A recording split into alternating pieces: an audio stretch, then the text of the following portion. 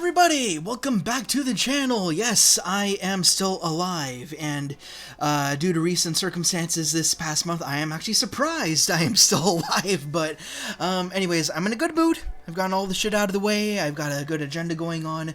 I've gotten through my first week of being an unemployed man very well with a lot of gusto and vigor, and I'm feeling pretty empowered right now. So, got my job search out of the way. I've taken care of a lot of writing and stuff. I did 20 pages of my novel, and I'm hoping I can finish it by the end of the year. So, I'm really thrilled about that. And that being said, I want to get back into the groove of the fun stuff, of course. You don't want to just wallow in the negative circumstances. You want to get back into the fun stuff. So here we are again doing a movie-themed podcast. There is a video supplement, of course. It's just me babbling on, but you can feel free to just listen along if you so choose. And funny thing, just by random chance, I happen to be wearing the exact same shirt I was wearing when I did a podcast discussing all my favorite movie characters of all time. So I just did my laundry, and I happen to have 3 shirts that are the exact same color and pattern, so go figure. But anyways, this time I will be doing something I've been cooking up for a little while. I wanted to go over my top 10 favorite movies of all time. So this one, I've been thinking about it for some time, as I've said, but I wrote up this list like minutes ago, and let me sit on it for an hour. I could probably just shift a few things, kick something out, add something else back in. Like even when I ranked my top 10 movie characters ever, after I posted that, I immediately had regrets, like, oh no, I should have included that character or this character. So things are always subject to change, but that being said, I think this is a pretty solid list, and I'm going to have some honorable mentions in here. But before I begin, I would like to start with some disclaimers, of course. So firstly, it's worth saying that there is a very distinct difference between a movie that is great, good quality, well known, earn all the accolades and stuff like that, and also movies that are someone's favorites. They don't necessarily need to be great, Oscar-worthy, or anything like that. You just gotta tickle a certain fancy in that viewer, right? A movie can be the crap de la crap, but a person can still see goodness in that movie and thoroughly enjoy it and put it up there as one of their favorites. So when it came to compiling this list, I wanted to choose the movies that aren't necessarily great, although a lot of these are, but just movies I could just throw in any day. I know I'm going to have a good time. I know I'm going to have a smile on my face. Or at least in the case of one of these, a big frown, because it has one of the saddest endings ever, but that's why we're talking about these now. That's a good segue into my second disclaimer. There are going to be a few franchises in here, so the best way to regulate that is I'm just going to go with one movie per franchise. So the movie that I choose from that IP is going to be what I think is the movie that best embodies everything I love about that franchise. And it gets really dicey when you're talking about long-standing cinematic franchises or things that dip into the comic universe and stuff like that. So we'll get to that territory when we get there. And that being said, there's going to be at least one big hot take in here. So again, that's why these are my favorite movies, right? So I wanted to mention that as well. Another thing I wanted to say, kind of adjacent to that note, the movies I mentioned in these 10, I must love them unironically. Of course, everyone has guilty pleasure movies that they think are so bad that they're good, like The Room, stuff like that, of course, with Tommy Wiseau, which I've only seen once, but damn, that was hilarious. But yeah, nothing can ride or coast just on guilty pleasure. If a movie's here, that means I sincerely think there is something great about it.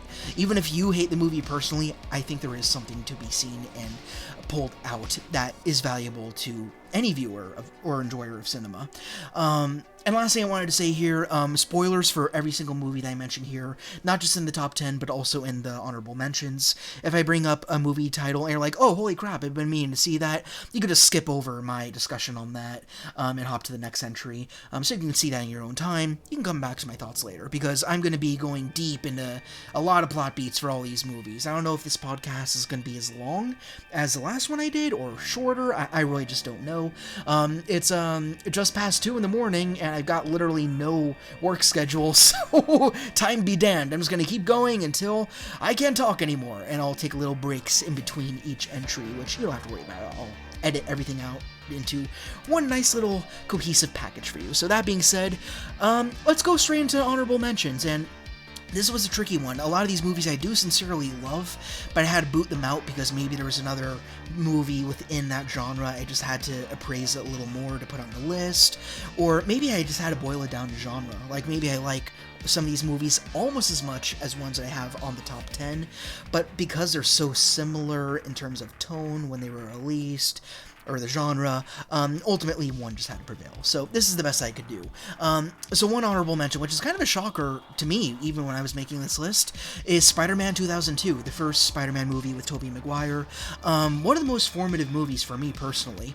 To this day, I don't think I've seen a single Maguire Spider-Man movie in theaters, excluding No Way Home. But this was my jam as a kid. I think this was the first movie I was really into before Star Wars, which we'll talk about later, obviously. But I can in good conscience put any of the Spider-Man movies on my top 10 list, which I found really bizarre as I was putting it together. Because I think my second favorite Spider-Man movie, and this might be another one of my hot takes here, is The Amazing Spider-Man 2 with Andrew Garfield, who is my personal favorite Spider-Man. And that movie, as much as I enjoy it, it's littered with issues. I couldn't really put that one up here.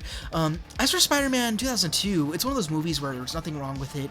Classic, good old-fashioned origin story, gotta love it. Really good morals in there, classic performances. You got Willem Dafoe, you got Tobey, of course. Just a lot of good stuff, and this is really what kicked off the big cinematic superhero mamma jamma that we're experiencing to this day, and it's kind of trickling out a little bit. I hope that changes. I hope things get fixed, thanks to Superman 2025, honorable mention to that as well. But yeah, very formative movie for me. Can't really go into more detail than that. If you've seen it, you know what I'm talking about. Next movie I have here has nothing to do with Spider-Man, is Freaks from 1932, I want to say, 33, around the same time as Invisible Man. This is one of those more obscure movies that not everyone would have heard of. This movie was released in the 30s by Todd Browning, same guy who released the Bela Lugosi Dracula film, so big, high-profile guy. I had to talk about this movie. I couldn't drop it in the top 10 because there were just two horror movies that usurped it ultimately at the end of the day. But the really fascinating thing about this movie is its history. The movie itself is really good, but also the trivia. This is one of those movies where when it was released, it sent people screaming out of the theater because it had actual circus freaks with deformities, missing limbs, things of that nature. And people at the time were just not ready to handle that. So the film was condemned, and Todd Browning's career was destroyed. I don't think he ever produced another film in his lifetime. And this film didn't resurface to the public until the 80s. It took some time for this film to come back out from under the water and be reappraised for how clever it was. It's not a perfect film. It's got a few things working against it. The biggest thing is, this is an area where I don't need to get spoilery at all, but the ending is totally different from the actual ending that was filmed. The original ending was cut out, replaced, and lost to time, and it can't be seen. Although it has been written down on several articles, so you can read what that ending would have been in short-term Cliff's Notes, but you can't see it. So that makes this film quite an oddity, just with that detail alone. But that being said, of course this movie has a lot of themes of alienation, otherness, us versus them, that kind of thing. But it still, even especially for its time, does it with such a level of sincerity and respect. I mean, of course, there's still a few areas where it's like, if they were made today, it could have been done a lot better. But considering what they were trying to do, it was done very well. It's just the audiences at the time were not ready for what this movie had to lay down in terms of not just the content of the story, but also the actual, again, circus freaks that were presented in the film on full display, doing their thing. And they did some pretty cool stuff, too, so you actually get a little bit of a show as you're watching them. It's only an hour long. It's a very short movie, very easy to find, too. I have it on DVD, and I purchased it on YouTube. I like buying movies on YouTube. It just makes it more accessible. But yeah, really easy movie to just flick on at any old time. Really worth a watch, especially with friends. I think it's a really good buddy movie to watch or turn on, especially if you're in a couple, unlike me, because I'm very alone. But anyways, enough about me.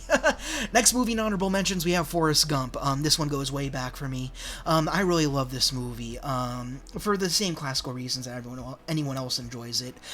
It's a movie that doesn't really have a distinct plot, but you just have this man, of course you have Tom Hanks being awesome as usual, and he's just this bloke kind of just wandering through life as the decades roll by, randomly bumps into historical figures, kind of affects history as he goes on accident, by happenstance, which is kind of funny, but there's still this really deep underlying philosophy about, how do we enjoy life, how do we understand it, is there such thing as destiny, things of that nature, and they're approached in very respectable and interesting ways through the different archetypes that we have. We have Forrest Gump, who is, for the most part, pretty oblivious, but always well-meaning. You have Jenny, which I really despise my own generation in that it keeps trying to force reappraisals of this movie and saying, Jenny's a villain! She's not a villain. She's just a broken and confused victim who doesn't know what love is. Even though she says Forrest doesn't know what love is, she doesn't know. That's my father's evaluation. That always stuck with me. But I think my favorite character in this film who's not Forrest is Lieutenant Dan. Talk about one of the best character arcs in cinema that's not talked about enough. I'm assuming everyone's seen Forrest Gump at this point. That's why I'm going into detail. You just have this man who's so committed to dying in the field to maintain that family history. But Forrest saves his life, and Dan hates him, hates his guts for it, for a long time, like maybe well over a decade. And we meet him, he's a cripple, as he describes himself. He's hanging out with prostitutes, he's drinking his life away, totally sour, jaded, nihilistic, given up, lost faith. It's all gone for him. But then by the very end of the film, he got his legs built, and there was a funny poetic thing with there was a specific line he said where he said that he said that his legs were made from the same alloy, titanium alloy, that's used on the space shuttle. And when you remember a previous conversation he had with Forrest Gump when he was in Lieutenant Dan's apartment, Lieutenant Dan said, the day you become a fishing boat captain is the day that I become an astronaut. And then here he is with a big old smile on his face years later with legs built from the metal used in space shuttles.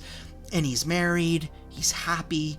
It's a perfect arc. So good. I love the movie for that alone, and then more. So, great film. I hate my own generation for trying to peel this movie apart. It's so good. Stop trying to ruin a good thing, goddammit. Next movie, Breakfast Club. Nothing too deep or concise to say about it. Again, if you've seen the movie, you know why it's good. Simple minds, all the characters, basket case, nerd, burnout. You know why it's good, right? You get all the school archetypes, drop them in one room, let them duke it out, but ultimately they come to respect each other at the end of the day. And there's real magic to that. And yeah, you could chalk this up to being like 80s camp, but frankly, I think that's what made the 80s so great. The fact that it was willing to be a little cheesy, be a little goofy, be very gung-ho at times. And I think there are a few movies that exemplify it better than Breakfast Club, but still does it in such a nice, concise way. John Hughes' best film, I think, and this is coming from a director who's made a lot of my favorite movies, which again aren't on this list, but Breakfast Club has got to be my favorite, absolutely, bar none, from him. Last two I wanted to mention, I brought these both into honorable mentions, both for the same reason. They are not single movies, they're actually whole franchises. Well, rather, one whole franchise and then one really short one. The VHS franchise and the Gremlins duology. So the reason why both of these are down here is because as much as I love them both, I can't in good conscience say there's a single movie in either of these two that I could put in my top 10. Just because all the movies spread out throughout these franchises give me things I enjoy about both of them, things I don't enjoy as much about them. So let's just start with VHS, which I've discussed in depth, I think, on this very channel once. Yeah, I kind of did like a beginner's guide to the VHS franchise. If you don't know about it, this started in the early 2010s during the found footage craze, so things like Blair Witch. I know that was like late 90s, but that's what started it. But it really became big in the 2010s. Like Cloverfield's another big found footage brand, and VHS kind of just slipped under the radar and disappeared like a lot of others did. And I think, oh man, how many movies have they made? They did 1, 2, Viral, which sucks, don't watch it. Then they did the Years trilogy, so that's 6. Then they did Beyond, and now they're making another one this year called Halloween, which will be exciting, and that's going to be 8 films. So, anyways, what is VHS? It is a horror franchise, but each movie is an anthology. So, it's usually described by a Many article as a trustful exercise. So, basically, you have several directors, all with their own ideas for a story that at the very least just has to fit into the theme, if there's a theme, of the movie that we're watching. So for example, the latest entry that we have seen was VHS Beyond. So I think 4 or 5 directors each had to come up with a horror themed short that was based around sci-fi, otherworldly elements, mad science, things like that. So that's one of those. They had the Years trilogy where you have 85, 94, 99, and then in respect to the year that they were given, people had to direct shorts that fit within the confines of the year that they were provided. So I really love the formula of this franchise, but the thing that holds it back is I can't say that there's a single movie here which is the definitive VHS movie, right? All of them have great standout segments except Viral, but at the same time, all of them have segments where it's just like, it's alright, it's fine, and some are just outright bad. I'm willing to admit that. But again, it really boils down to the mileage of the viewer, what they enjoy, what they see in each segment, because all of them are so unique. All of them are directed by different people, have different actors, different crew, style, pacing. That's what makes it fun too. It's such a grab bag. It's really enjoyable. It's also one of the most visceral and violent horror franchises you could ever pick up.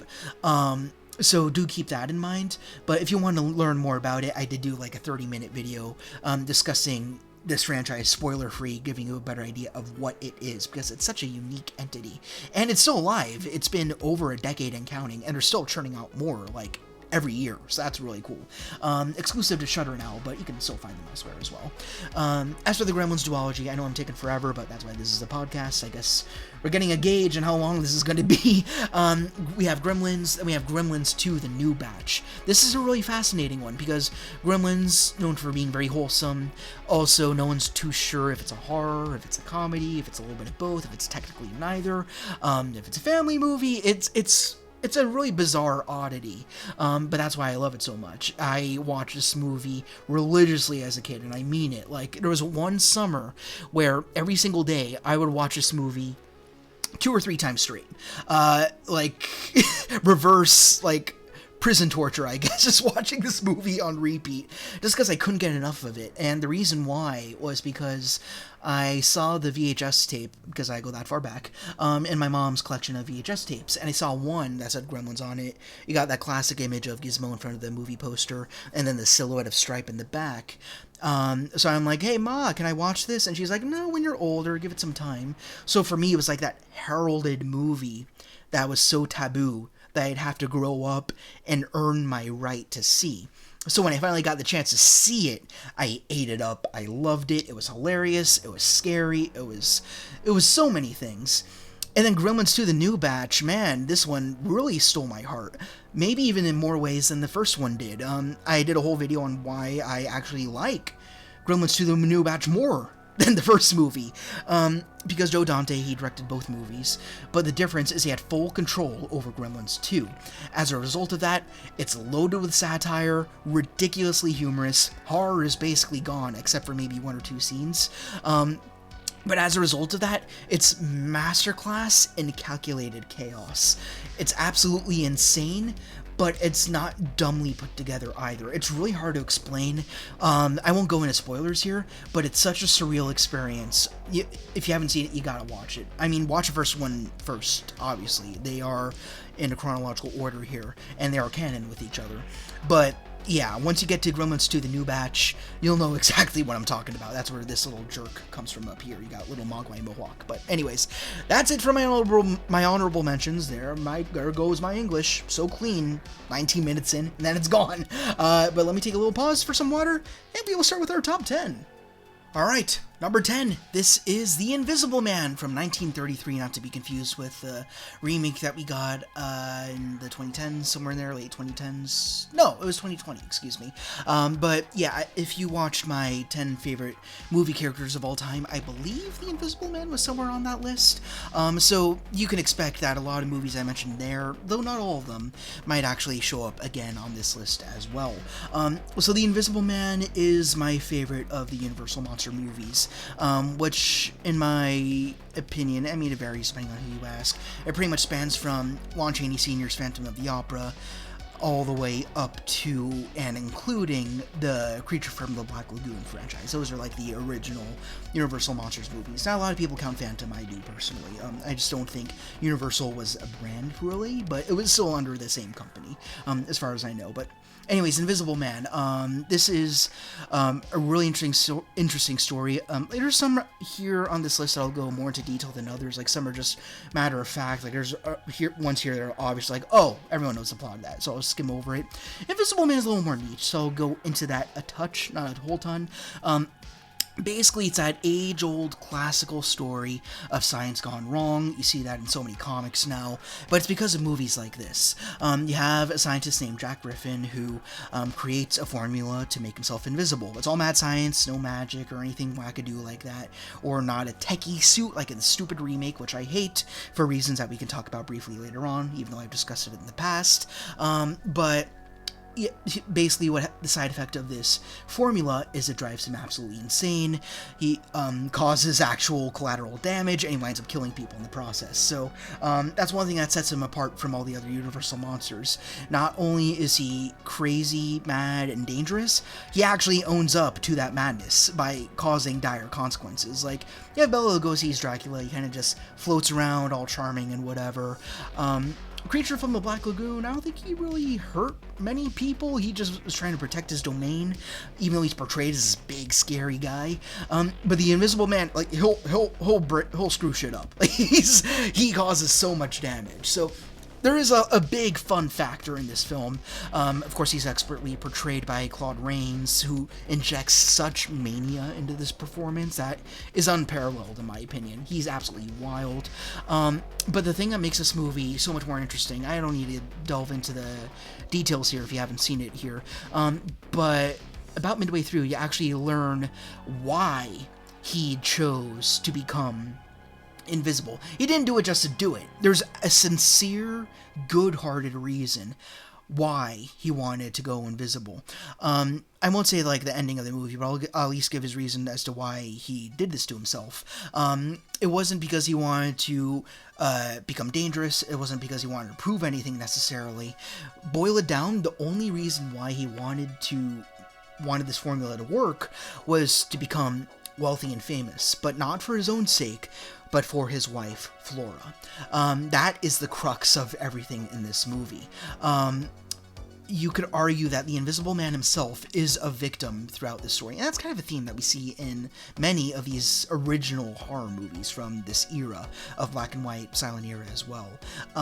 So it's very interesting in that way.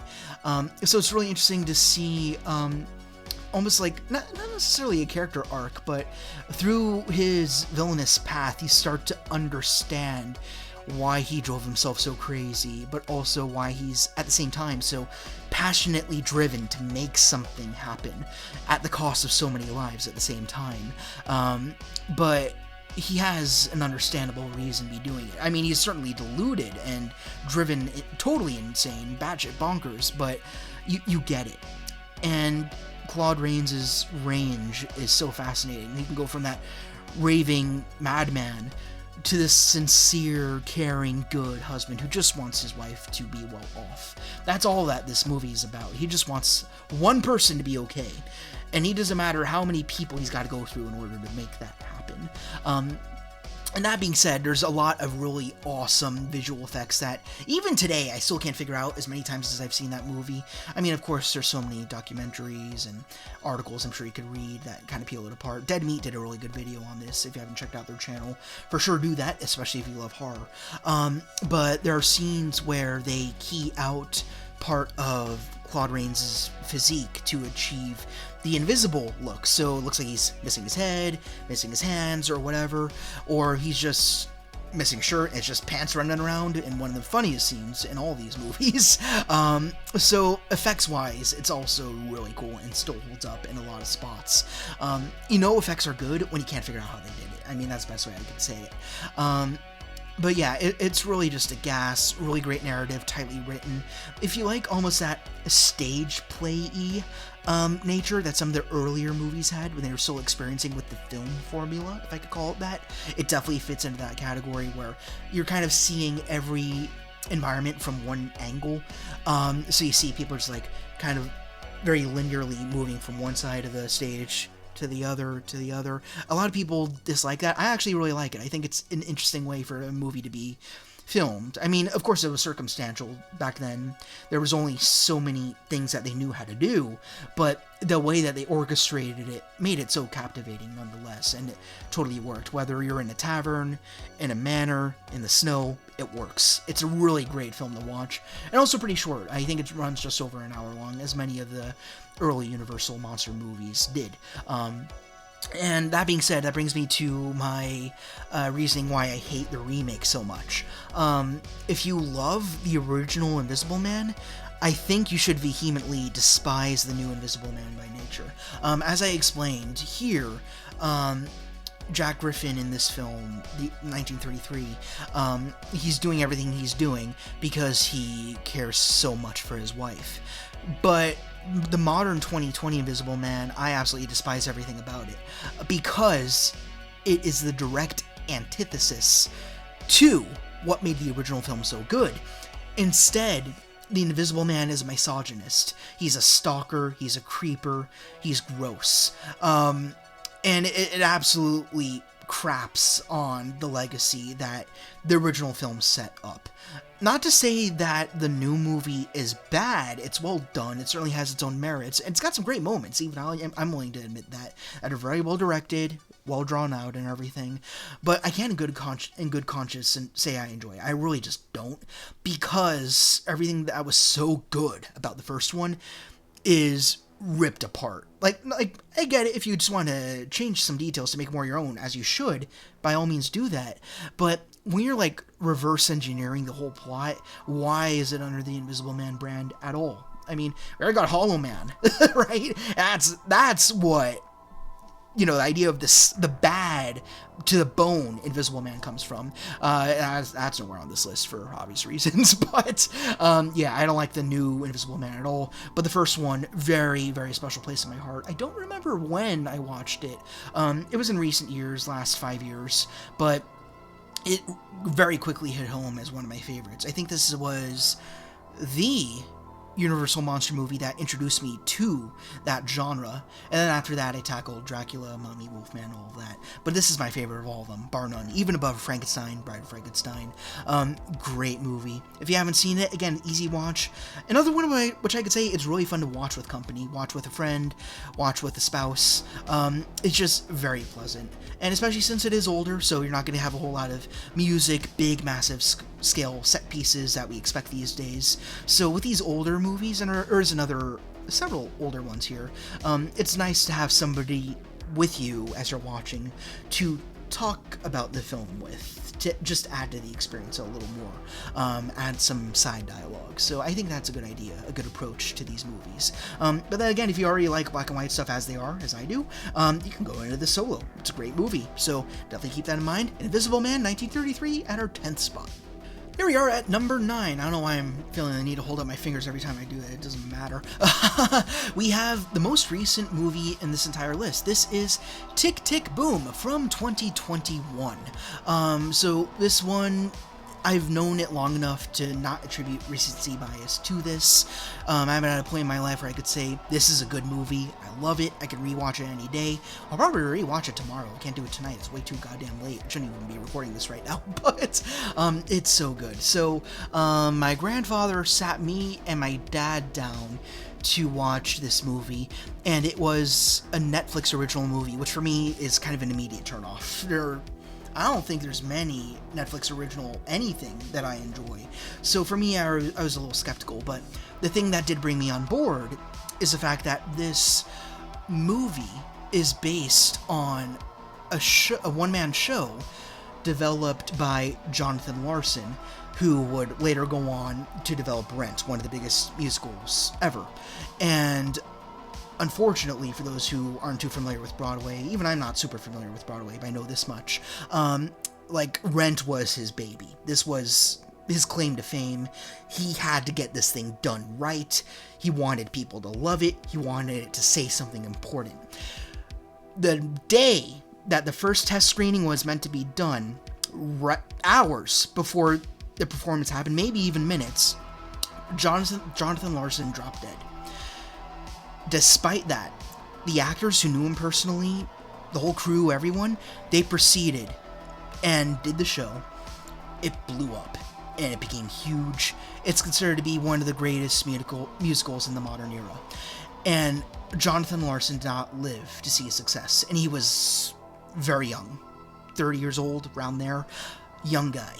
So this movie, Tick, Tick, Boom, this is based on a stage play that he did before Rent happened. So this is a full-blown musical of that performance that he did on the side, like rent out a cafe stage and just perform it. And this is more just about him and his personal life. Of course, he changes names to protect identities and stuff like that. But it's him, an aspiring what's a term? Playwright, musical writer, whatever you want to call it. Of course, at this point in the game, he's like in his mid-20s, about that, or no, I think he's like eclipsing 20s. He's almost 30 years old, so he's like right there, at least when he's iterating the story. And he's just talking about how he's trying to balance his life between, just trying to relax himself, live in the moment, maintain his relationship with the woman he loves, with a friend that he adores, but at the same time, he's so trapped by this idea that he has the power to do something great and meaningful and important that could change the world, which he did, and he never lived to see it. So it's such an astounding movie, and as I said, it's a musical, and the only musical on this list, and it's a great one. Every single track is good. There's no track here I'm like, that was alright. All of them are great. All of them are so good. I've got the whole thing on my phone. I should listen to it more often, because they're all really sincerely great.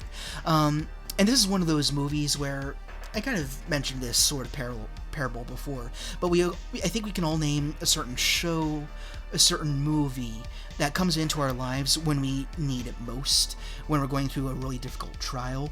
I watched this movie shortly after, funnily enough, I started the job that I just lost a week ago from recording this recording. So it's a weird irony there. But when I first got that job, which I love and I have nothing bad to say about, it was an amazing experience. But back then, again, I just graduated. I was just thrown into adult life.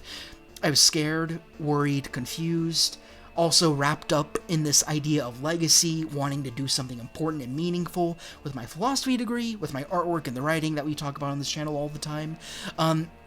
So then you see this little movie, Tick, Tick, Boom. I use the word little very loosely because it's a small story with a lot to say. And you see one of the modern greats, how he saw the world and how he struggled to balance all of those working parts in his life. And that's the thing, like, it's kind of autobiographical, but at the same time, you're working with an unreliable narrator. The movie opens with a preface saying that everything in this story is true, except for what Jonathan Larson made up. Whenever we encounter stories, we're always going to distort things, extend things, minimize things, make some people seem a lot better or worse than they actually were. So even with a movie like this, you go in going like, is that close to the truth? Is that how that person really was? But that in a weird twist, that's what makes this movie so authentic, because it's solely through this one man's view of the world, the feeling that so many factors are working against him, and it's trivializing him, testing him, and he needs to fight against that current. Maybe there is no current objectively, but he feels like there is something that needs to be worked against. He needs to do something that matters. This one guy living in the Bohemian district of New York, with all his other buddies who are trying to catch up on Rent, kind of precursor to his claim to fame being Rent, the musical, which I also really do like. I actually like Tick, Tick, Boom more than Rent, I can honestly say. Not just because it's a movie and I prefer a movie, but even the music I like more, which I guess you could say, oh, perhaps there's better production value in a film than you would see on a musical. I don't know what the logistics would be there. You could fling the ball back and forth on that one, but overall, I like Tick, Tick, Boom a lot more than Rent, because it's so much more personal to what I understood at the time and what I'm realizing now. So, yeah, really fascinating movie. Oh, and of course, Jonathan Larson was portrayed by Andrew Garfield, again, my favorite Spider-Man, and I love everything that he's done, even if I don't love the movie that he's in, Tick, Tick, Tick, Boom being an exception, I love that movie too.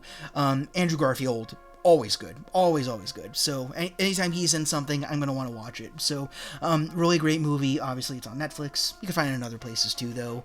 There might be DVDs floating around. I'm really not sure. But absolutely check it out. Even if you don't like musicals, this story is so pure. It's so interesting. And everyone's got something to learn from it. It's not too complicated a story either. It's very digestible, very baked in the 90s too, so there's a nostalgia factor. I love everything about it. Except, there's one single scene that they cut out from the movie. And you're thinking, oh, maybe it's for time constraints or something like that, or maybe it bogs down a theme.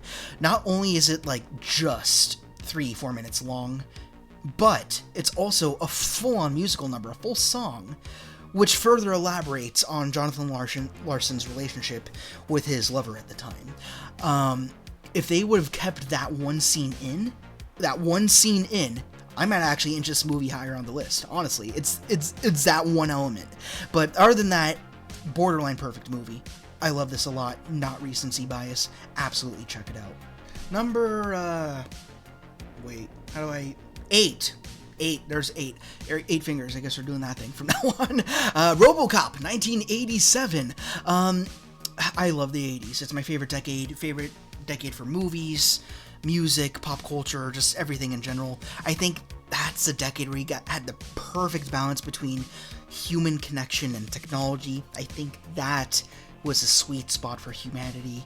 And I think a lot of people agree. I mean, we see so much retro tech coming back and stuff like that.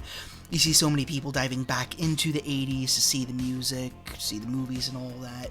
I mean, Stranger Things 2 is a really big thing, even though I've never seen it, but that's all 80s, and that kind of brought back interest, renewed it. And I had to put RoboCop on here because I think it's my favorite. It's not necessarily my favorite 80s movie, but it's my favorite, like, very, very 80s movie. You know what I mean? It's got that aesthetic, it's got that 80s feel. There's only one other 80s movie on here, but I wouldn't say it feels like a traditional, like, action-packed 80s film, right? But RoboCop really is great. I put this in the superhero category. I mean, you got some Psycho Bonkers origin story about how this guy became who he is. He has this identity crisis boiling up in him, and he learns to do the right thing by the end of the film and all that. But that's seriously boiling it down. There's so many other great things about this film. Paul Verhoeven did this, of course, and he did so many other great things. But this is my favorite from his catalog, absolutely. So this movie is baked in satire, humor, but also ultraviolence, suggestive themes, sexuality. It's a movie which is mostly a farce of, you know, like, action-packed, like, I guess, kids' cartoons from the time, comic books. It's a big farce of that genre, but at the same time, it still knows when to reel things back in, take in the jokes, and take itself seriously a little bit. So it gives you those fleeting moments where you remember Alex Murphy, this guy who's trapped in this robotic suit. Well, it's not even a suit; it's his body, and he's dueling with those two minds in his head, the human part and the robot part with the directives and all that. There's a human guy in there, and he is trying to find his way out, and you remember to take everything seriously. So it's just such an interesting balance that's so fun to study between like having a car that's called the 6000 sucks or something like that. Don't remember precisely. Just these little brand names that are sprinkled throughout the movie. All the little quips, one-liners and stuff. The ridiculous over-the-top performances throughout the film. And then the moments of sincerity with Alex Murphy remembering his past, or at least trying to. And then you have him and his partner in crime. And she's trying to help him out, saying, "Murphy, it's you." She's trying to bring him back out from his mechanical shell. So it's a simple movie, I dare say. But the few elements that it brings in, it amplifies to just the right amount. And there's not a whole lot else for me to say about it. I mean, really classic, awesome score, great characters, great arc, great story, really awesome special effects, especially with stop motion with the Ed 209 and everything. Also a hilarious and terrifying character, fitting with the themes of comedy and just blatant gore. So that was really well done. And that being said, to me, this is the only movie that exists under the RoboCop banner. I actually don't care about any of the others. RoboCop 2 and 3 are just alright, I guess, and I don't like the remake at all. RoboCop 87 is the only one that I care about. And I'm not the only one. There's a lot of other people who feel the same way. Just something about the original film. Lightning in a bottle. No other movies replicated it. I don't know what the reason for that is.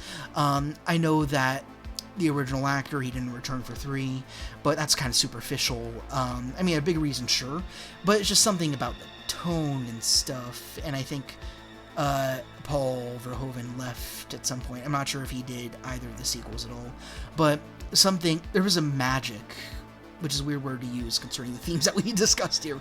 There was a magic about that first one that none of the other movies that came later could capture, especially the remake that we got in the 2010s, which was pretty bland. It's fine, but everything that makes RoboCop great is totally absent from the remake. I mean, pretty much akin to what I said about Invisible Man. But yeah, in terms of just good old-fashioned 80s action with some really clever commentary looped in there, RoboCop is my cup of tea. I mean, honorable mention to Predator. I love Predator as well. As we discussed in the past, I can't say that there's a definitive Predator movie that absolutely scratches that itch. Like, if I want a Predator movie, I want one that goes into the culture, goes into the planets, how they conduct themselves, their honor system. That's why I think I'm going to love Predator Badlands. I think it comes out in November, if I'm not mistaken. So I'm really, really looking forward to that. But yeah, for now, I can't put Predator on this list. But in terms of just a single good old-fashioned sci-fi 80s movie, RoboCop. Absolutely, bar none in that category. It stands above many other greats. Even Terminator. Number 7. I did it right this time. Okay, we have Nosferatu 1922, the oldest movie on this list, which I've talked about several times on this channel. When I was reviewing the Eggers remake that just came out at the very end of last year in 2024. And also when I was talking about, again, my top 10 favorite movie characters of all time. Count Orlok was one of them. I don't remember his exact placement, but he was up there somewhere. I was going down the classic monster movie rabbit hole around the same time when I got my previous job, and I was having a lot of fun with it, but something about Nosferatu really stuck out to me. It might have been my first silent film, I want to say, but even then, it got my full attention. The way it was directed, its use of lighting, the absence of light itself, Max Schreck being Max Schreck, absolutely horrifying and creepy and weird. so many great elements about this movie. I mean, of course, it is a product of its time. Not to say that it's bad or anything, it certainly is not. That's why I wanted to put it on this list. But when you watch it, you know that it's speaking from a different era because it's silent. You got to approach these movies differently. You can't speak. There's nothing that you can hear aside from music that's added in post. So you have really big, wide-spreading, over-the-top movements, so the thespians here can express tragedy, romance, love, passion, fear, remorse. They gotta amplify it to an nth amount. Like, they gotta make it really big, so that way the viewer can read it. But that's what really adds to the earnestness of this film, and allows you to really buy into it and love it, not just for what it is, but also what everyone in the crew is trying to accomplish for you. And all of them did a really good job with what little tech was available to them at the time. It all falls onto visuals and how they move, and that's so seriously important. Even Max Schreck, he doesn't move a lot. He's usually stoic, very rigid. But when he does move, there's this very creepy, broken nature to the way he conducts himself. It's very off-putting. And he absolutely nailed it. What I do, I would kill to have some form of interview, even just a transcript with no audio, on what Max Schreck was thinking when he was preparing for this role, because he really did nail a magic in this film. Of course, the biggest thing about Nosferatu that almost everyone knows, if you know anything about horror, is this is one of the earliest examples of a bootleg movie. This was a ripoff of Bram Stoker's Dracula, a blatant one, in fact. Changed a few names, changed the title, changed some locations and stuff like that. Boom, here's Nosferatu, produced by Prana Film, by some shifty guy no one really knows a whole lot about, called F.W. Murnau. And one of the fun facts about him is he was an outright occultist of some sort, and he used that imagery from his faith to inform the film, which made it even more terrifying. But back on track, that's another reason why I really love it. Bram Stoker's widow was still alive when this movie dropped, and she was not pleased. I think she successfully sued Prana Film out of existence and ordered that all copies of the film be destroyed. Fortunately, she only won 1 out of 2. And copies of the film still float around to this day. There's different cuts of it. There's different copies with different types of music that are used with it. Some are more restored than others. Some maintain, again, there was no color really, but they use certain tints to indicate day and night. So some copies have that going for them. So every time you get a different copy of Nosferatu, it's going to be vary slightly. But the one I have, it's in a big old collection of like 50 horror movies. I've only seen 2 of them. The other one's Phantom of the Opera, which other honorable mention there. And my copy, someone's just smashing an organ, and that's fine for me. So that's why I like my Nosferatu. And also, you gotta credit this movie. As iconic as Dracula is, more so than Nosferatu, Count Orlok debuted a lot of the tropes that we associate with the vampire creature in pop culture.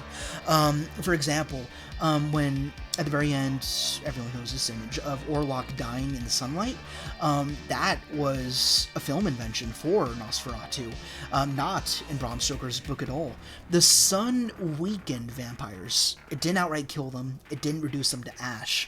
So that is really fascinating in and of itself. Also, when Orlok raises straight out of the coffin, also started in this movie, which is really interesting. And you've seen that parodied in every other vampire movie that's come out since then. So this almost casts a longer shadow, if not an equal shadow, to what Dracula did over the vampire subgenre. So that's really interesting. I'm also not even a big vampire guy. Like Bela Lugosi is very good at what he does, did a really great job, but I can't say that I really care about the attractive, alluring type of vampire, and you get whatever the hell we got in Twilight. I found it so refreshing when I watched Nosferatu for the first time, and said we get a vampire that's creepy, rat-like, disgusting. You can almost smell them through the screen, right? Like, you just look at them and you're like, nope, done. No attraction here at all.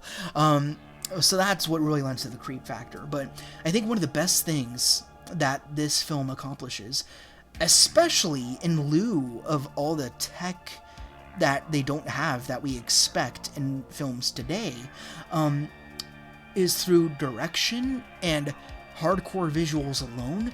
You get the sense that Count Orlok and his sheer might and will is just eclipsing over Germany, overpowering everything. And it's not even done through, like, even the Eggers movie, which I also enjoyed for different reasons, but it would be nowhere on this list. Like, there's one scene which is really good, where you see the shadow of Orlok's hand casting over the village skyline, which is a really cool image, sure. But the fact of the matter is, Nosferatu didn't even need to do that, right? Like, it's all just conveyed through dialogue, fear, just knowing so many people died off screen. You don't need to see it happen, you just know. And just this guttural feeling of dread that this creature, he's just acting on instinct alone and tearing people apart. And it's more horrifying because you don't see it. And granted, in the Eggers movie, sure, I was hoping that, I want Skarsgård to just rip people apart. And we did get that a little bit, which I was very happy to see. But still, you gotta appreciate the nuances, the subtleties of the original film. Really great one. Again, this is a movie that I say watch it with someone you'd like to watch a movie with, because it is silent, so there are a lot of things that are in current movies that are absent here, so it might not draw the stimulus that you need itched as you're watching something on your own. But if you have someone there to talk to about it, that can enhance the experience. I know I've said that several times throughout this whole video, but this is one of those, this movie especially, I think it would help. But also it's really nice to just lie down, have a good meal in your lap, like on a couch or something, just flick it on, turn on the lights. It's nice. It's a good comfort movie too. Very, very good film. We'll watch again. Got it in my set of DVDs I rarely touch, but I love it to death. Really great movie. All-timer for a reason. And a reason why we remember it over 100 years later. Crazy, right? Number 6, Kick-Ass, 2010. So best way to explain this movie, if no one's ever heard of this one, there are two movies that I would highlight as being the epitome of counter comic culture that take apart our expectations of superheroes, the expected tropes and all of that, and show us what it would be like if superheroes actually manifested in our world.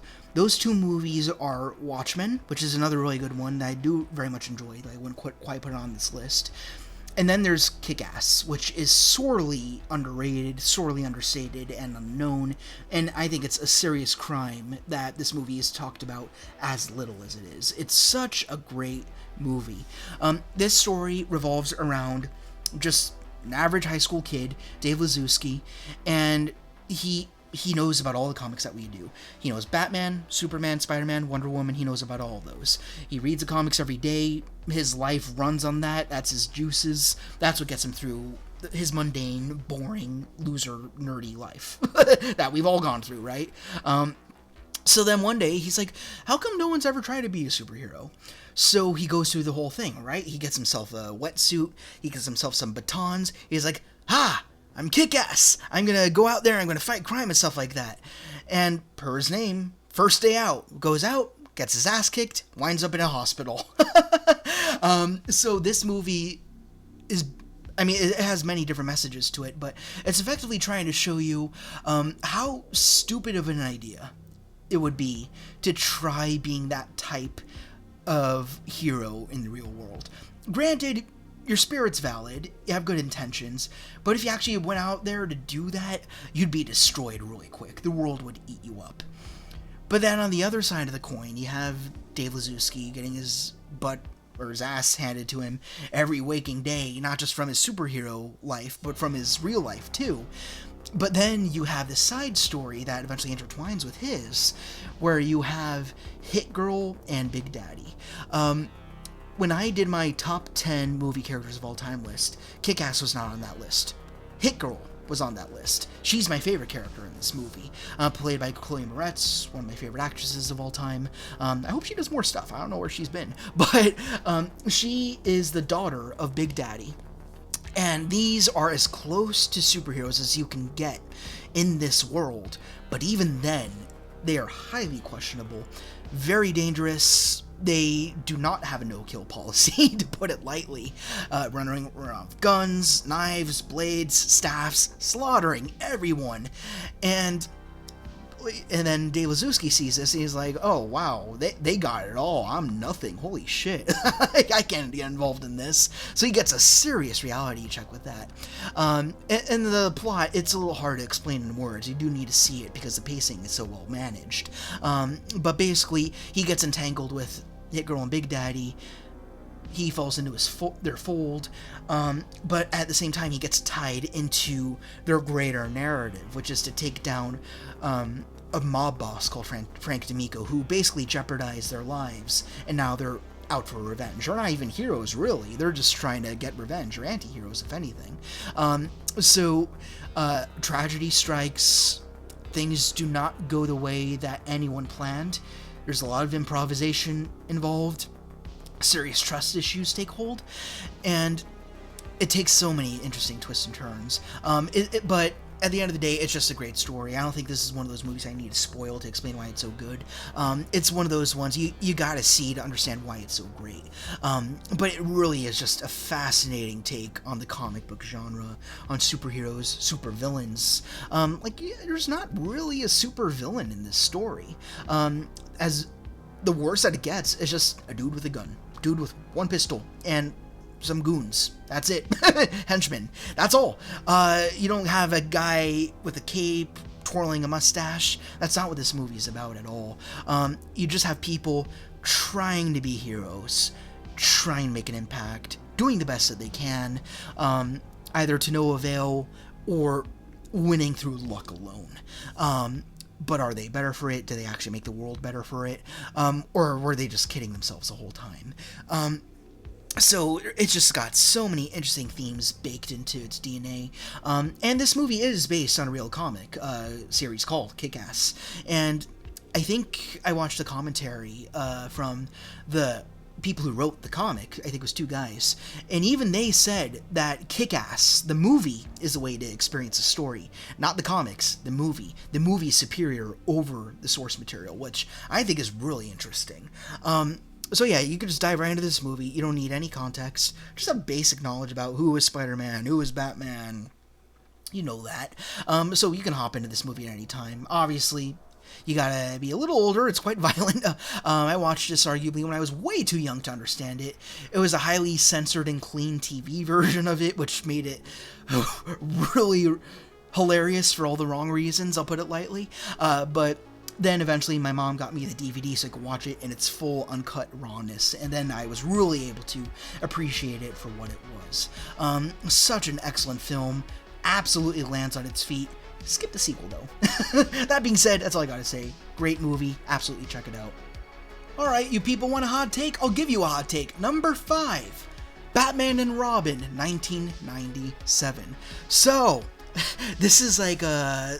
There's been a few franchises on this list, but this is one of the big ones. Batman. Got a star on the Hollywood Walk of Fame recently. Pretty big deal. And then you have Michael Keaton, Adam West, Dark Knight, Batfleck. Got those big names. Pattinson, one of my favorites. My favorite movie of all of them is Batman and Robin. Now, I put a disclaimer in place for a very specific reason, and it's for this movie. And that disclaimer was, I don't have any movies on this list because they're guilty pleasure movies. They were not mentioned at all in this video. Any guilty pleasure movies that I have, so bad they're good. I don't think Batman and Robin is bad.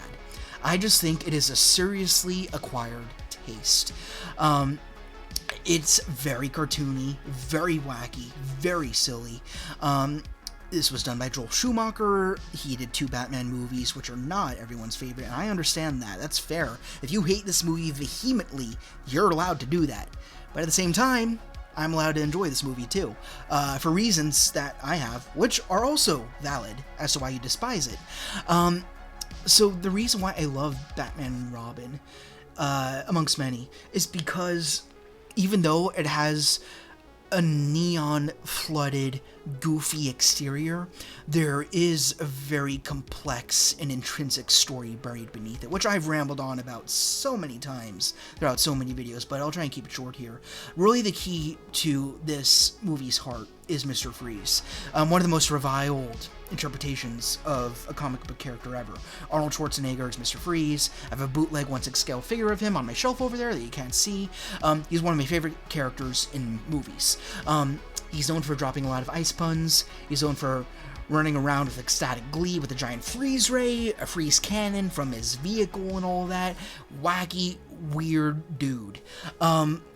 But then as you get deeper into the movie, you learn more about who he is, his past, and kind of similar to Invisible Man. The reason why he's doing any of this is because there's a woman he loves, but the difference here is she is in a cryostasis, so that way a disease, a fictionalized illness that she has cannot progress, so Mr. Freeze can go out there, buy himself time to find a cure. But ultimately, Poison Ivy, who's the true villain of this film, brings out the worst in him, attempts to kill his wife and pins it on Batman, and that drives Mr. Freeze into a frenzy. I like that alliteration there. And then he loses it. He's like, I'm just gonna freeze the entire world in endless winter. That's his words, not mine. And then Batman, he reconstitutes his innocence. He didn't try to kill his wife, and he defeats Freeze. But for me, this is the most important part of the movie. Throughout this film, you've been rolling your eyes at all the puns. You've been laughing at it, ironically, because of how stupid and silly it might come off as being. But at least by this point in the story, you know that Mr. Freeze puns are kind of his thing. But when he's down, defeated, ready to die, saying, come on, Batman, kill me too, he's got nothing funny left to say. He's given up. He's done. He's had it. But then Batman comes in, George Clooney, who's one of my favorite Batman, and I know everyone else hates him. He doesn't even like Batman, his own Batman. But you have to look at this through the lens of, this is the same Batman that we've been seeing in the previous 3 movies, being Batman 89, then Returns and Forever, and then you have Batman and Robin. Assume it's all one Batman, right? Again, I've explained this before, so I'll be short about it. But throughout those movies, he's been killing people, beating people up, just straight up taking revenge. Like, he killed the Joker. He killed the Joker in that first movie. So, and then arresting villains, beating the snot out of them. But then you have Mr. Freeze here, who's just a family man, just a husband who was trying to do his best, a scientist who wanted to do good things for the world. So instead of arresting him outright, or killing him, as he probably could, as previous iterations of this Batman would have done, Batman does something totally unexpected. He uses ice puns to redeem Mr. Freeze. He says more than this, but the key line here is, "You're still there, Victor, buried deep beneath the snow." And there's something very poignant about that. Not just that he's appealing to Mr. Freeze's nature, he's speaking his own language to get to him, to get through to him, and bring him back. But also the fact that this is an arc for Batman, too. You've seen him, again, causing all this damage, taking so many lives in these movies, but finally, he's saving a villain. Not just locking them up and calling it a day. He's like, let's redeem you and bring you back to the good man who you used to be, and maybe even make you better than that. Give you that chance. That's what Batman should become, in my opinion. Because Batman's whole purpose is to prevent people like himself from happening. When his parents were killed in an alley by Joe Chill, or the Joker in this continuity in this case, he vowed to stop, or Batmans from Batmaning, from other people from having horror stories like he did as a kid, that drove him into this seclusion, this isolation, which is why, again, themes of family in this movie are so important. So for him to go out of his way to take the time to save a villain of the week and bring out the best of them despite all the bad that they've done, that's a big arc that you don't see explored a lot, especially in the new movies. It's just kill the villain, done with it, move on to the next one. And then they're like twiddling their fingers, swirling their mustache, whatever, for our next big comeback or something like that at the most. But no, he saves the guy. He makes him better. I mean, yeah, he goes to Arkham, and he probably beats the snot out of Ivy, but I like to think he's earned that, considering everything that's happened. But yeah, let's assume in this continuity, he goes on to make a cure, and he saves so many lives, and this was a man who was going to take many lives, so there's real poetry to that. And all that being said, I love the music too, Goldenthal in this case. Of course, the Tim Burton score can't be beat, but Goldenthal does a really good job here. And yeah, it's goofy and funny and silly, and I like that too, surface level. So it's my cup of tea. It works for me. Like, I love the Burton movies too. Forever's alright. I don't like that one as much, just because Kilmer does drag it down. No disrespect, I know he passes here. But yeah, Batman and Robin, that's my Batman movie. I love it a lot. It's my favorite. I love dissecting it. There's so many intricate themes in there.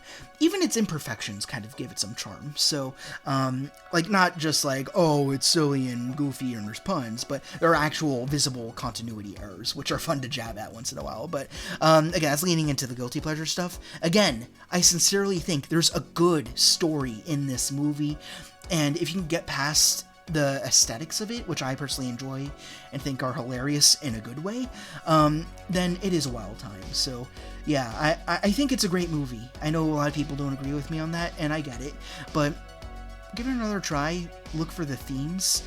There's some really great stuff in here. Number 4, this is a more reasonable one that we could brush past pretty quickly. Superman, 1978, Christopher Reeve, of course. I just mentioned Superman 2025. This can't be here. That movie can't be here because we got 78. So the reason why, one of the reasons why Superman 2025 was so good, I mean, imperfect, sure, but one of the reasons why it was so appealing was because it brought back themes from this movie from the 70s. I've gone on about this movie already when we talked about Superman 2025, so I won't go into it much, and everyone's seen this movie, so I won't deep dive into it much here, but it's one of the best superhero movies. I mean, I guess looking at the list, this is the last superhero movie here, so therefore it's my favorite by deduction. Yeah, I'd be comfortable saying that, and not just because it's like the first true comic movie. I mean, excluding like the Adam West movie, which was more just like a episodic compilation of sorts. But this was the first time where a director, being Richard Donner, was serious about it. He's like, let's take not just the comics, but also themes of like grandeur and spectacle and put it together into something meaningful. We're not just making a bubbly little kid story. We are making a piece of American paraphernalia right here in a film. And this movie wasn't just carried on Christopher Reeve's back. Everything about this movie is good. The score, the scale, the set, Krypton for the little we get of it.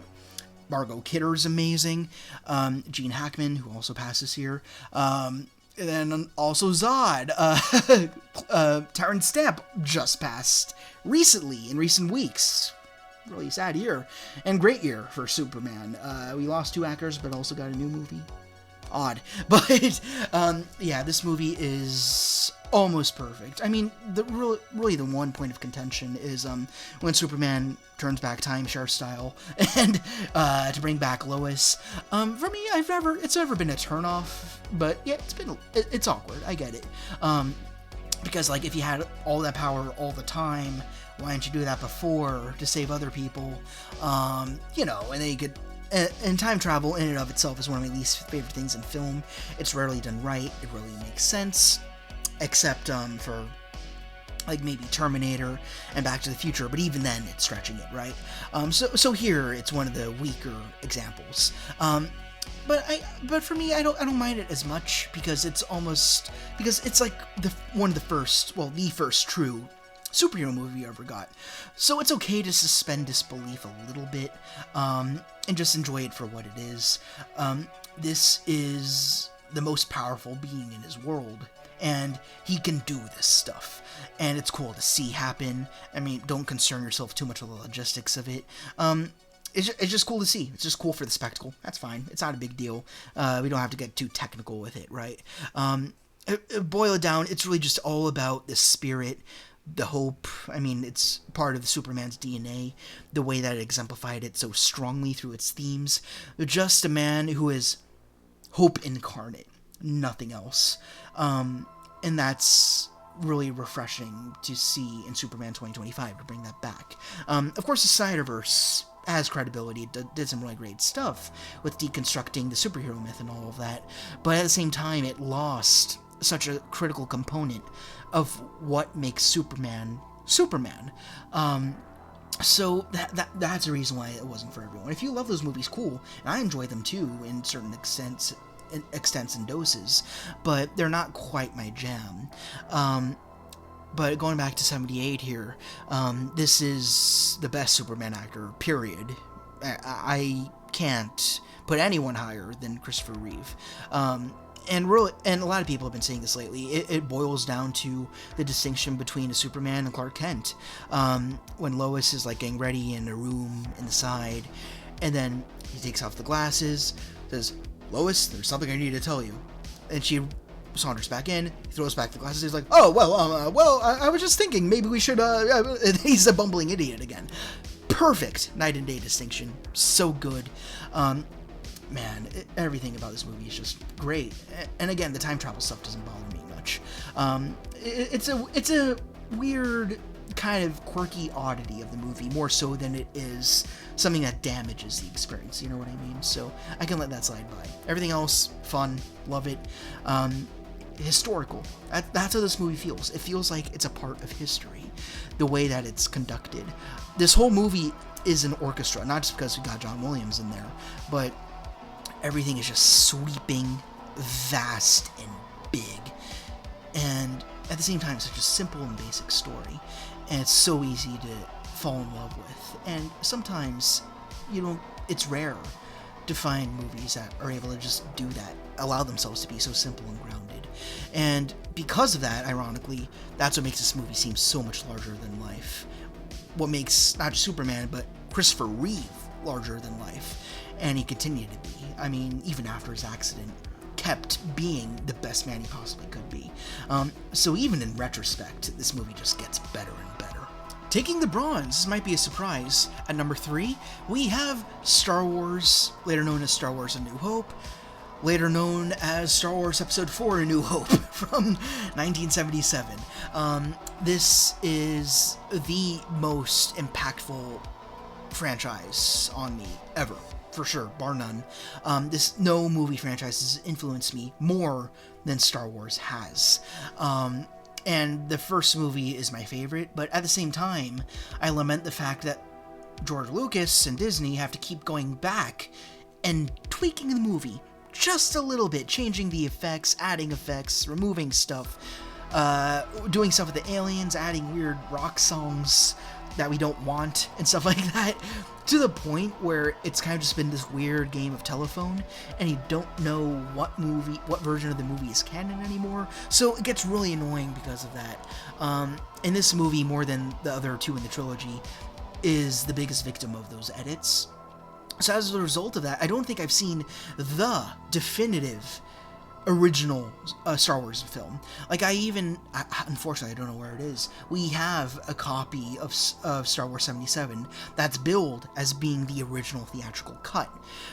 But even then, I've heard that's still not the original. There's still tweaks to it. There's still modifications. So I kill to see the first version of this movie. But that being said, the plot still intact.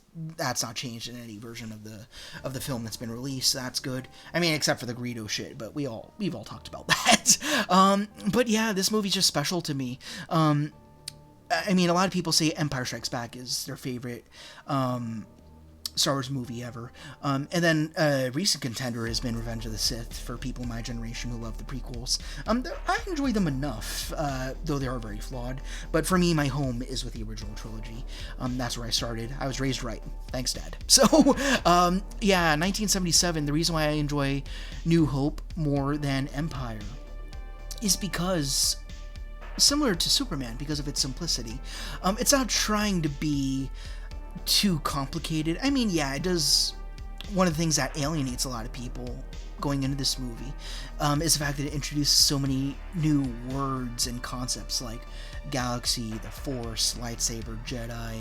And when you hop into this not knowing what those things are, you're like wait, whoa, slow down. Why don't you explain this little doodad that you just brought into the fold there? So I get why people don't like Star Wars. Like, I don't think it's a crime for someone to not enjoy it. I think that's short-sighted. I think people cannot enjoy Star Wars, and for good reason. So I get that fully. But that being said, I love Star Wars, and the reason why I love the original movie so much is because of its just raw creativity and focus on world building. The aliens, the Cantina Band, the planets we get, the spaceships, the adventure, the whimsy, all of it is there. Best exemplified in this one movie. The reason why I don't like Empire as much, I do like Empire, of course. I mean, it gets very plot heavy, and that's fine, and that's what makes the movie so good. But the cost is the world building and the whimsy. I feel like that gets a little lost. The pinnacle of that, the penultimate point, is Yoda, of course, and Dagobah, and the magic that he brings, with Frank Oz and all of that, and John Williams is back, by the way. But at the same time, I feel like we don't see enough aliens, we don't see enough droids, so I like that. I like when we're thrown into a bowl of what the hell is this soup that you could just explore every nook and cranny you look at. It's something new to be curious about. You go to Wikipedia, and that weird alien who showed up for 3 frames in the entire film has an entire committed backstory to them. You know, I love that stuff, and you could do that more with New Hope than you can with Empire, for sure. So I like that a lot more. Again, that just boils down to preference. This is not an objective list. I just love New Hope so much more. Simple, concise story, and it's the only Star Wars movie that works as a standalone. This is an open and shut film. There could be no more Star Wars movies, just Star Wars, and it would be fine. In retrospect, I'm glad we got more, because there's a lot of good stuff and a lot of bad, sure. More bad than there is good, I unfortunately have to argue now, which we'll talk about in a moment here. But yeah, this one movie really holds up. But yeah, one point that I wanted to bring up here is I need to bring in a point that I have brought up to the writing group that I hold in the town that I live in. One thing that I always talk about is a concept. I don't think I necessarily coined the term, but it's something I describe as sequelitis. This is a term I use for any story, book, or movie which gears itself towards a sequel, but in doing that, it ruins the authenticity of its own identity. Not always. Sometimes you have movies that perfectly gear themselves towards a sequel, and it doesn't corrupt itself through that process. But the reason why I have the term sequelitis, it's to keep myself in check as I write my own book, which is inspired by concepts from a lot of these movies that are on this list. But I'm writing my book in a way that if I were to, when I do end the story, I really hope I'm able to finish it, and I will. It's able to be an open and shut, or sequel potential, but there doesn't have to be a sequel in order for the first installment to be validated. So if I finish this book and drop dead, it's fine. If I continue on with my writing and I want to write a sequel, there's room to do it. But the first story isn't compromised. The first movie is not compromised by the sequels that come later. That's what makes it so good and holistic. It's the one of the easiest ones to just watch on its own and then go about your day. So I like that simplicity sometimes. And again, it's so rare. Everything has to be a shared universe now. It's so confusing. And that goes back to Star Wars. It's the most impactful franchise that I've ever known. However, I can no longer say it's my favorite, because it's been so stretched out. I mean, everyone draws the line somewhere. For me, hard to say. I'd say Disney acquisition. But then you have people who are like the original Star Wars fans who draw the line at Return of the Jedi. Who are like, nope, nothing else, no prequels, no games, no books. That's fine, I get that too. But for me, I really love... My home in Star Wars is the original trilogy, Rogue One, and the Old Republic saga, which is more in the video games and expanded universe stuff. I really love that with Darth Revan. Got his helmet right up there. There's a reason why I have a Darth Revan helmet and not a Darth Vader helmet. Let's just leave it at that. Explain that in other videos. But yeah, Star Wars as a brand, it's so washed out now. It no longer has an identity.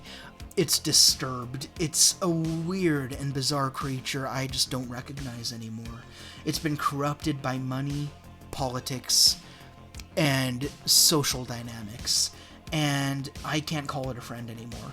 So that's why I when they're like, hey, there's a new Star Wars show on Disney Plus, I don't get excited anymore. And I hate to say that. I hate to be jaded, or like, I'm not a hater really. It's just like, I'm done. Like, there's nothing good coming out anymore. They're not scratching that itch that I've had for certain characters, for certain plot lines. They've either been rushed to completion or abandoned, or locked behind the Legends tagline, right? Where all the good stuff is. And now you got canon, which is just a mess, and it's in pieces now, and so is the fandom, but that's a whole other conversation. But that being said, I'm a guy who likes to remain optimistic in the face of a shattered fandom, and I take what I like, leave behind what I don't, and don't crap on the people who like things that I don't like, right? You can like whatever you want. That's the fun part about fiction and life. You're not obligated to like everything, you're not obligated to hate everything. Just enjoy the things you like, but don't ruin other people's experiences. So for me, the original 3 Star Wars movies, a few other little things here and there. And even, dare I say it, some small things in Disney era. Small things, like first 2 seasons of Mando, particular characters in the sequels, though none of the movies in their entirety. And some of the games are really good, Jedi Fallen Order, but off track. What I'm trying to say here is Star Wars 1977, in and of itself, forget about the legacy that is trudging along these days. This movie on its own, perfectly holistic, open and shut experience. Everyone has at least heard of this movie. It's a big deal, and it's a lot of fun. It's really great. So, yeah, it has to... I had to have a Star Wars movie up here somewhere, so it really does... It's got to be New Hope for me, or just Star Wars. That's what it is, right? And then when you call it New Hope, it just starts getting confusing. Number 2, Planet of the Apes 1968. This is my favorite franchise of all time now. This is usurped Star Wars. Well, maybe not usurped. Rather, Planet of the Apes kind of just had to sit there and chill, while Star Wars just ruined itself and stretched itself out so much that there was no longer that nice concentrated saturation. Planet of the Apes stopped where it needed to stop. And I know there's new movies now, like with where did his name go? Oh no, Andy Serkis, there it goes. I know there's new movies with him. His trilogy ended, and now we have Kingdom, and they're still doing new stuff. And there's that Burton movie that no one talks about. Those 5 movies and the ones that come after, they don't exist to me. They're a whole other universe. They are unparalleled with the original 5 movies, in my opinion. I love the original 5 movies. By and large, all of them do something interesting for me. They're all tonally unique. They all bring in new characters. They all have something different to say. And they all have an uncorrupted, unperverted, consistent timeline, which is very unusual. rather than it just going from point A to point B at the end, linear. You start in the future, then you go back into the past, and then you see how things loop up to lead back into the future. But then there's that lingering question of, all right, now we've seen all these characters go through what they've needed to go through, whether they're ape or human, knowing what that future that we saw as a viewer is going to be for them. And are they able to change anything? Are they able to make things better so the fate that we see in the first movie doesn't happen or can be revised so ape and humankind can have a better destiny? That ambiguity fascinates me so much. And that's why I love Battle for the Planet of the Apes, too. I know I can only choose one movie per franchise, but my second favorite Apes movie is Battle, and everyone hates that movie. But I love how humble, quaint, and homebrewed it feels. I love the themes, and I love the ambiguous note that it leaves off at the very end of that movie. But again, let's just focus on Planet of the Apes 68 for now. The only thing I lament about this movie is my mom spoiled it for me, and that really sucks. But then she showed me Psycho, and I didn't know the ending to that one, so we're clear. We're on good terms now. That balanced it out, that paradigm. But yeah, Planet of the Apes it's a perfect movie. There's nothing I change about it at all. You have this astronaut, this space explorer, just traveling the stars, musing, kind of crapping on the humanity that he left behind. Taylor, of course, and he's so high-minded, full of himself, conceited. He's like, we're about to find answers that no one else will ever have, that they've been dreaming about for thousands of years, and we're going to have it in the palm of our hand, and we're going to be the only ones who have access to that knowledge. Full confidence, he's ready to discover the greatest mysteries of the world, the galaxy, and beyond. He wants it all. So full of himself. Then he lands on this sandy dust bowl of a planet, and then all of a sudden they find humans. They're mute. They're like, oh, this is strange. This planet has its own race of humans, but they're primitive. They barely have clothing. They don't talk. They don't have a society. They just roam around like cattle, like animals. That's bizarre. And then the apes come in. They abduct and murder his two friends that he's with. And then Taylor, in a breath, is a prisoner. He's shot in the throat. He can't speak. He can't advocate for himself. He becomes cattle with the other primitive humans. And the apes are the dominant apex predators of this world. And hopefully you've seen this movie. Please skip past this entry. If you haven't seen this movie, you must see this for a genuine first time, right? So I'm going to continue with that being said. So then he starts learning about the mystery. He meets Zira, Cornelius. Zaius becomes a huge thorn in his side, starts unraveling this mystery. How are humans so far behind while apes are so far ahead? How did this happen? Humans used to have it. They used to be like me. What happened to them? What happened here?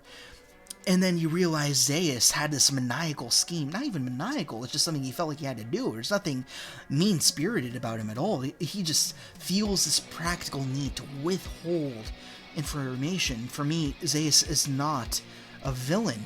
He just feels like, I need to conceal this information. Otherwise, if the truth gets out there, it could taint apekind. It could ruin what we've built, what we've maintained in harmony for these thousands of years.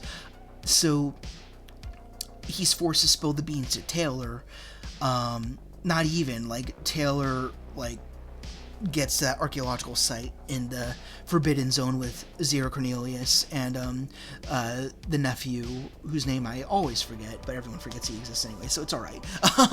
Then it's him and Nova, and then Taylor and Nova go out to, like, say there's gotta be an answer. Like, what happened? Like, how did humans fall out? What destroyed them? It must have been a plague or something, de-evolution. What could it have been that reduced them to such a lowly state?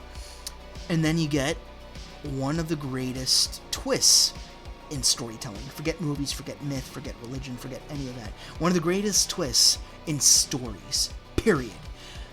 you see those prongs, those metal prongs sticking out, like kind of high above the way that the scene's framed, the camera looking down, and you see the horse with Taylor and Nova. And you're like, oh, that's interesting. What's that shape? It's so uniform. It's not round like the structures that we're familiar with in the Ape Society. There's something about it that's much more defined. It's got hard edges, points. It's different. It's not like nothing that the apes have built or have come to know. What is this thing? And then Taylor gets off of the horse and collapses to his knees. And he says, "You maniacs, you blew it up. We finally did it. Damn you all to hell." I know it's out of order, but you get what I mean. Camera flips around to the back of Taylor, pans out. Statue of Liberty. Fade to black, no music. Ocean and waves for like a minute of credits. And the movie ends. And that's it. Perfect ending. To defeat and destroy this little man who thought he knew everything.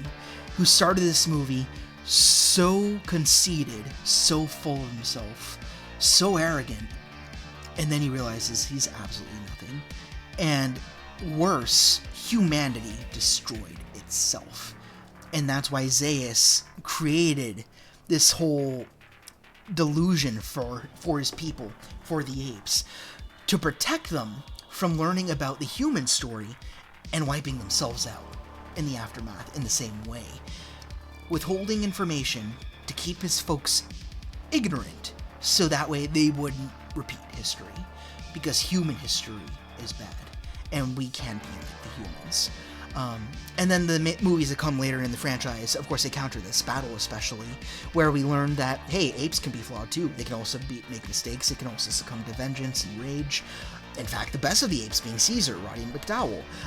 So that's why I love that movie so much, amongst many other reasons. I really don't understand. I actually don't understand why Battle is so hated. I think the story is so great. Yeah, it's a cheap production value, but it doesn't mean that it's a bad story.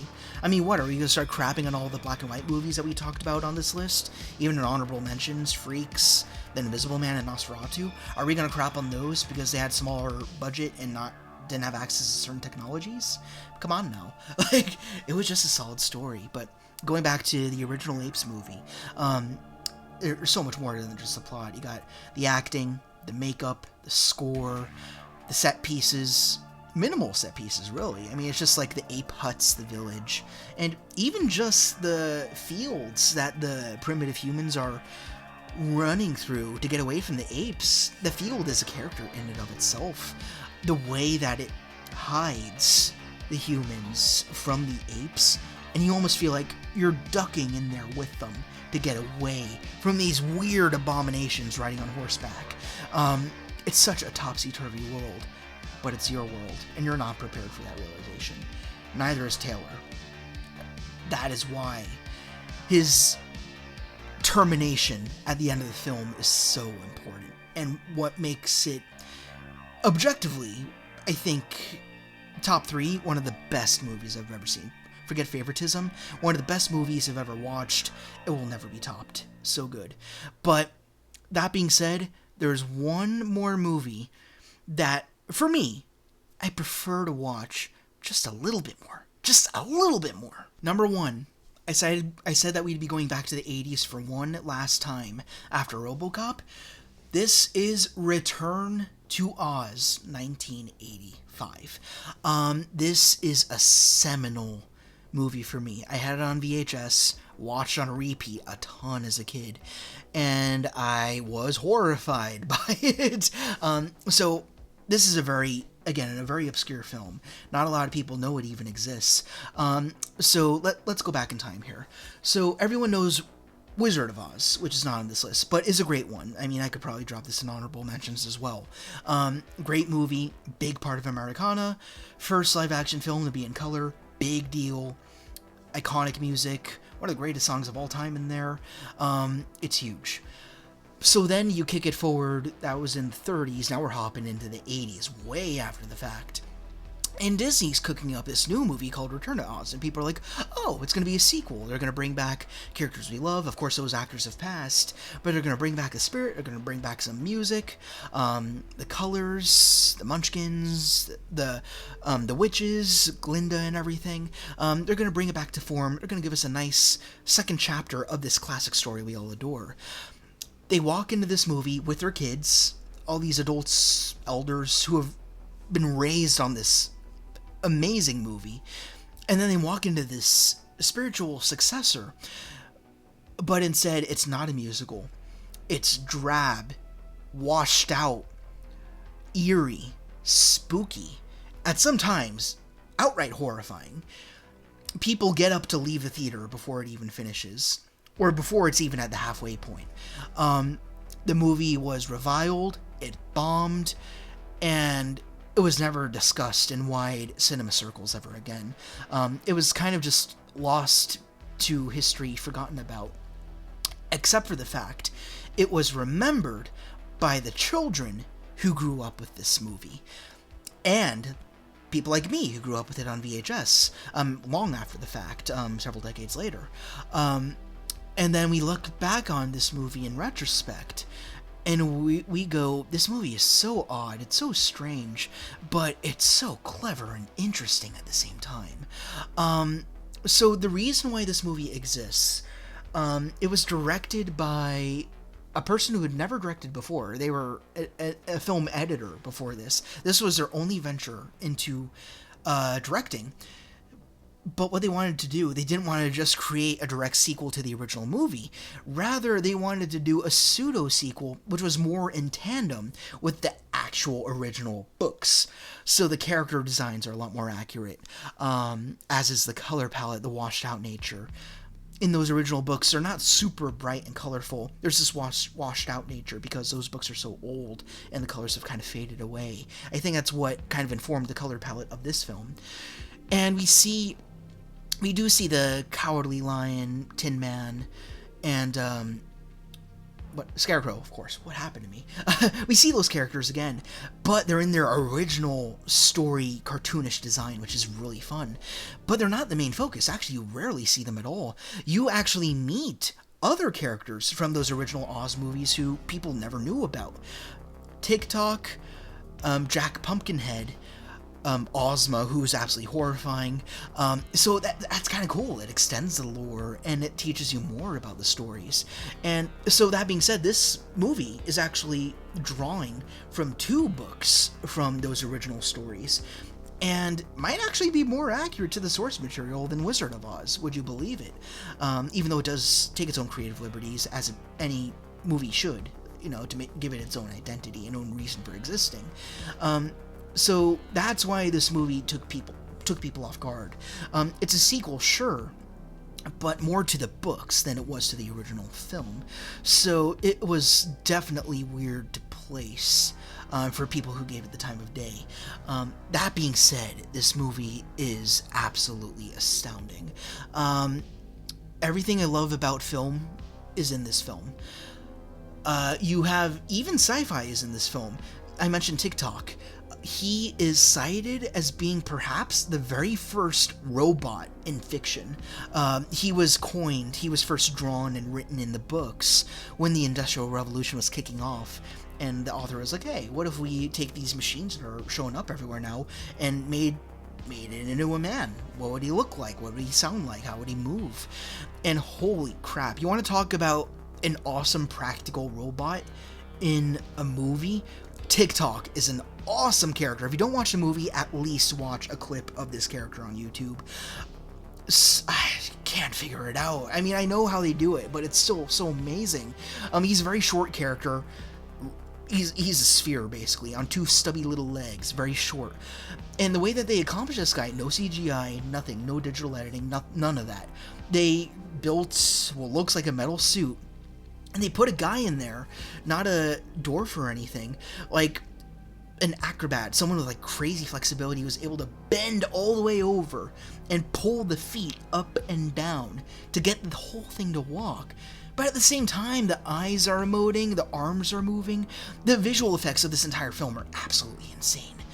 And then coupled with that, you have Jack Pumpkinhead, who is actually I just recently learned the inspiration for Jack Skellington from Nightmare Before Christmas, which is wild to me. And in contrast, he's really tall, slender, literally made of sticks. And there's some moments where he's a puppet, there's some moments where he's a guy in a costume, and they alternate, but it's so seamless. And like, how do you do that? And then one of my favorite movies in cinema history, one of my favorite movie moments is in this movie, where TikTok and Jack Pumpkinhead, two characters of vastly different proportions who are both operated in such different ways, for just like 5 seconds, maybe 7, they're both walking up an actual set of stairs.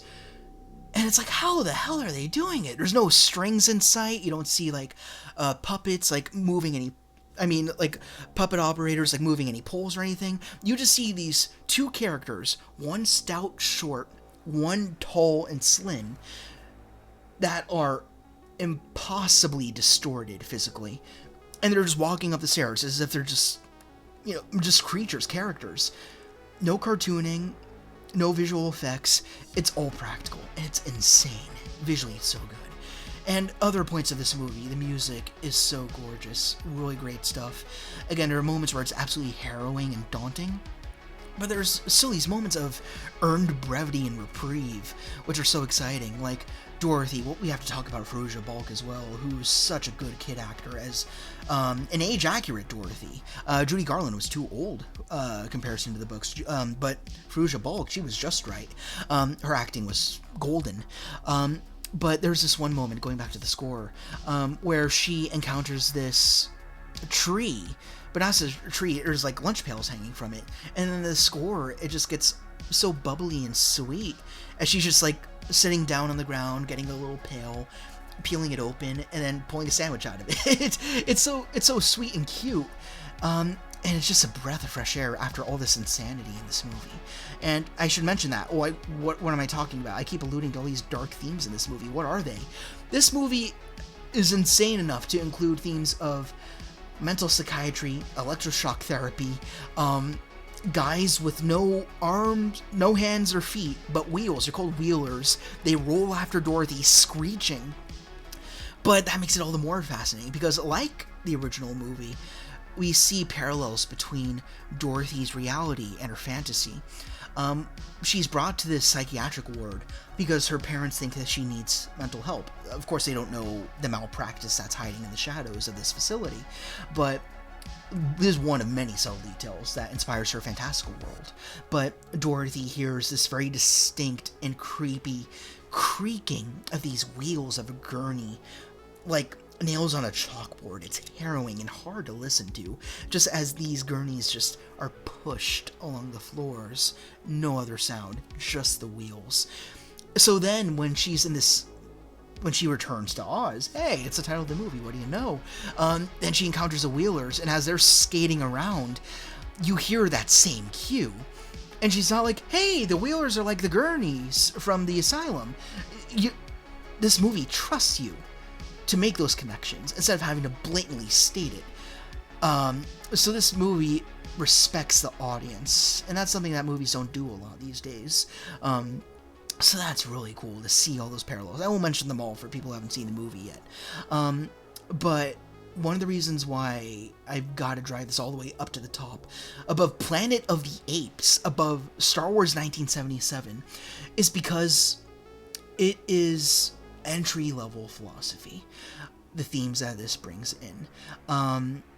I've got my Excellence in Philosophy Award plaque because I value movies and stories like this so much. This is where I'm going to go full into the spoiler territory, so end of the movie stuff, right? So the reason why Dorothy is on this adventure into Oz, which is totally washed out and dismantled, is to save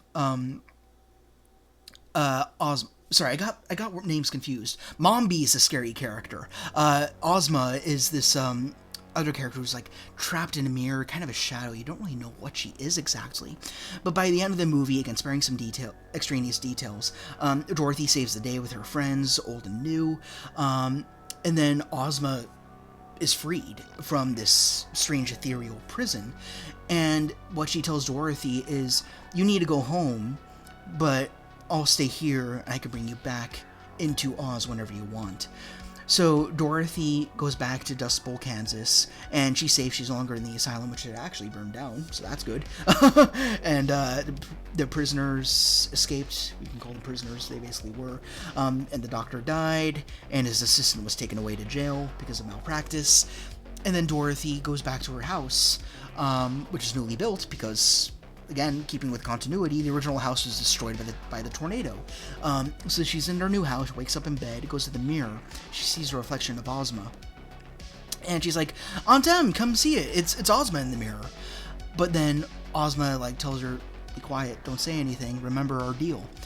And Dorothy's like, sorry. She backs away and turns the mirror up so that way Aunt Em can't see. And that's the basic intrinsic theme of this movie. Simply learning to separate fantasy from truth, learning to know that distinction, see what is objectively real, and see what is romanticized in your head to help you cope and understand the grimmer parts of what reality really is. The whole point of the Oz mythos is dealing with reality, dealing with difficult circumstances, raw escapism. That's why film exists. The reason why we watch movies is to get away from our reality, to escape just for an hour or two. And this movie shows us this is how we do it in real life. We separate the horrible truths of our world, but then we go into the back of our mind, into fantasy, to deal with it in a way that we can understand, through our own lens, through our own color palettes and hues, through our own music and sounds. And that's why storytelling is so beautiful. I gotta bring in my own philosophy here. Friedrich Nietzsche, he was so obsessed with the idea of the theater and how it allows us to cope with themes of death. Because the theater, it brings in comedy and tragedy together, so we can laugh at death. Laugh at one of the scariest things we can come to understand without it totally overwhelming us. Then we can leave the theater with a smile on our face going like, hey, that was kind of nice, we enjoyed that was fun. While at the same time dealing with an existential issue, an existential question. So that's what this movie teaches us, but on a much more elementary level, on a much more accessible level. Not at all highbrow, not at all pandering, not at all conceited. It's just such an interesting package. I mean, granted, it's really terrifying at moments. Again, going back to Mombi, the character that I kind of name dropped before but didn't really go into, another horrifying detail, there's literally a corridor of just severed heads. And Mombi's deal is she could take off her head, put it away, get a new head, and put it on. And it's damn right horrifying. One of the scariest moments in movies that I've ever seen, even still. But again, that's another superficial detail you could explore on your own time if you haven't seen the film.